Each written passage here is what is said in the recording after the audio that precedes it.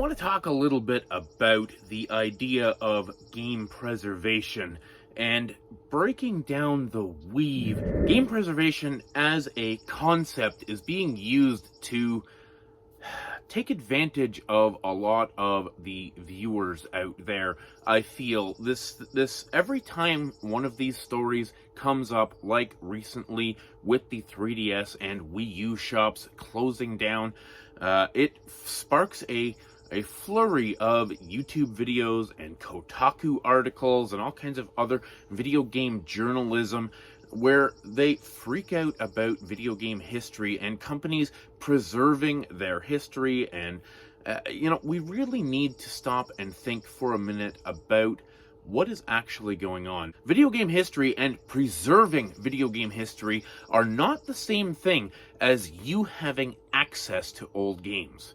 You being able to play old games is not video game preservation. You having old games is not video game preservation. We need to break down the fabric of these conversations and really get to the bottom of what's going on here. YouTubers big and small constantly jump on this bandwagon. I was just watching a video from Review Tech USA, and Rich, love the guy, but every time one of these stories comes out, it's like they know people will be angry about this and they know that they can get clicks. And so it's just a story that needs to be told because these YouTubers are looking, like me, like everyone else, to get clicks, get attention, have their conversation heard. And I don't blame them. But the same thing is being regurgitated over and over and over. And it's not just this story. It's not just the last story. This has been going on for like a decade or more. You can look back to Xbox Live Arcade, when games like Scott Pilgrim vs. the World were delisted and people no longer had access to that game. And it was such a big victory when Scott Pilgrim vs. the World came back to us like last year, and everybody was talking about, this is fantastic, this is pro-consumer. The words like anti-consumer are thrown around left, right, and center against these big video game publishers and video game console manufacturers like Nintendo, like Xbox, like PlayStation, and others. And, the argument can be made that Xbox as a company is probably doing the best out of the big three in terms of helping consumers maintain access to their old games. But that is not video game preservation. Video game preservation is not your problem.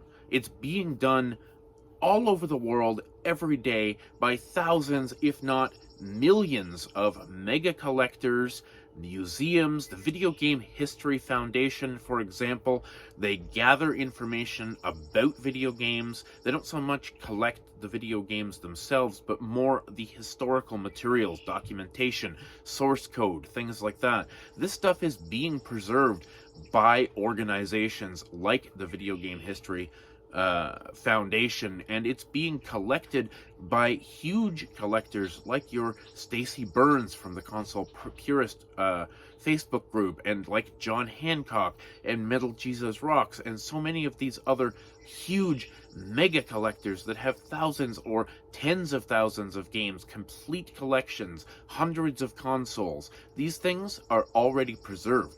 And completely aside from that, if you want to get into the concept of piracy, everything out there is preserved on the internet already. You don't need to own a copy of it for it to be preserved. It is already preserved. That job is done. So when your favorite YouTuber comes out and says, "Oh my god, Nintendo is anti-consumer, they're ignoring video game history, they're throwing their back catalog in the garbage, they don't care, they don't respect their history," yes, they do.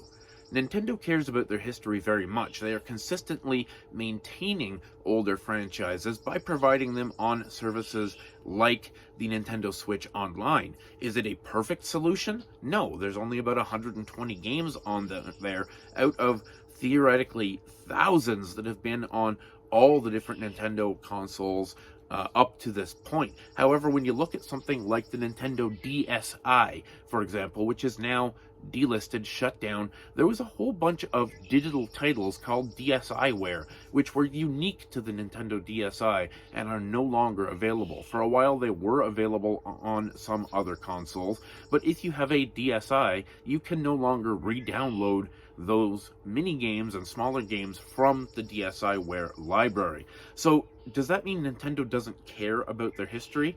Well, unfortunately, Nintendo and every other gaming company out there are a corporation, and a corporation does not care about you, and they don't really care about something that is not going to make them significant profit margins. So if you take a game that is currently not on the Nintendo Switch Online and not planned to be added to the Nintendo Switch Online in the near future, chances are Nintendo doesn't think they're going to make money from it.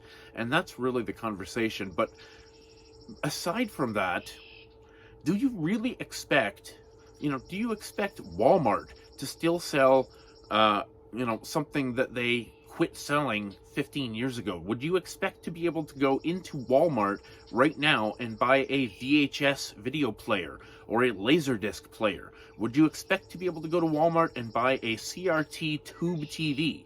No, things come and go. Things move on, technology changes and gets better, and the expectation in the world of business is that you are going to adopt the new thing and forget about the old thing. Now, of course, there are purists. I have a tube TV, and I love to watch VHS movies on my tube TV. But the percentage of people like me who still want to watch a VHS on a tube TV in their living room are very, very small. And the margins are just not there to support that kind of, effort in the marketplace.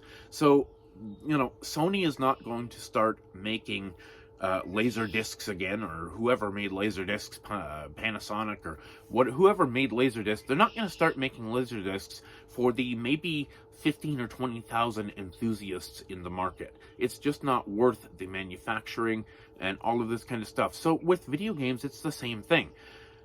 We want these things to be preserved. We care about the games, the history, the art. We care about this stuff, but is it worth it to Nintendo to carry this stuff forward? Everybody says, oh, just dump some ROMs on the Switch. It doesn't work that way. With every new platform comes a new coding, a new architecture, and things like that, and they can't just dump a ROM. There's a certain quality control that they have to maintain on their new systems. So every single ROM that gets put on there has to be vetted. It has to be run through quality assurance testing and stuff to make sure that it's going to work properly.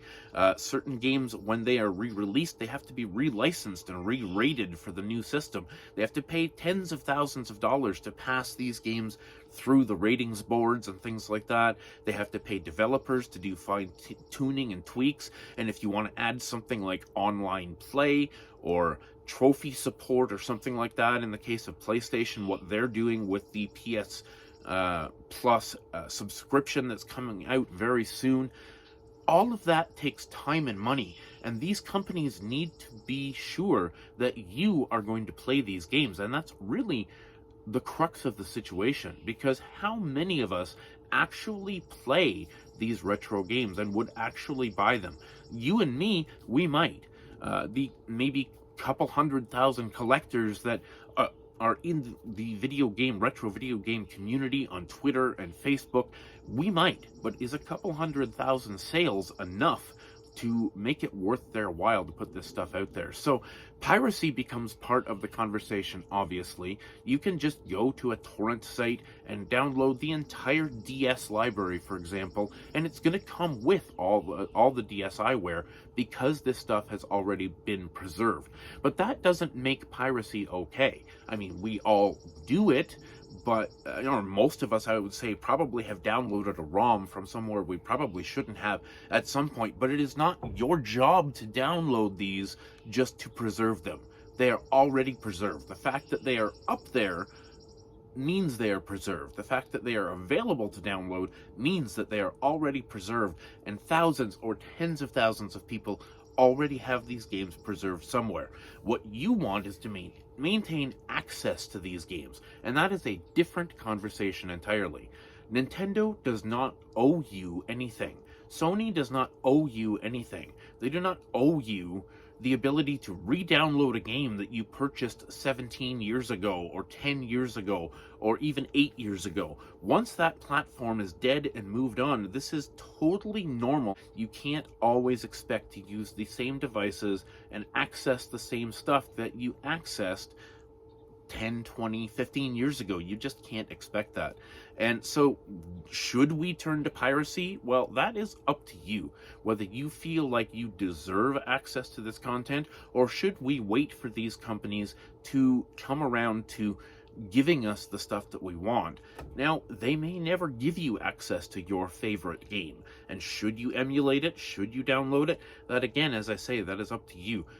But this has nothing to do with preserving game history. Please stop using other YouTubers out there. Please stop using preservation as an excuse to get angry at these companies, because this stuff is already preserved. Let me know down in the comments whether you would consider resorting to something like emulation. I know I do. I have multiple ways to play a lot of different games on a lot of different systems. I've got some ROMs that I'm playing on my Steam Deck. I have a PS1 Mini that's modded with a whole bunch of PS1 games. I've got a modded, I've got other ways of playing some of these games. But do I feel like I am doing my part for preservation by downloading games? No. It's self-interest. I want to play the games. They're not giving me a legitimate means to play them, so, I'm doing what I feel I need to do. Let's talk down in the comments. Thanks for watching. Thanks for subscribing. Stay classy.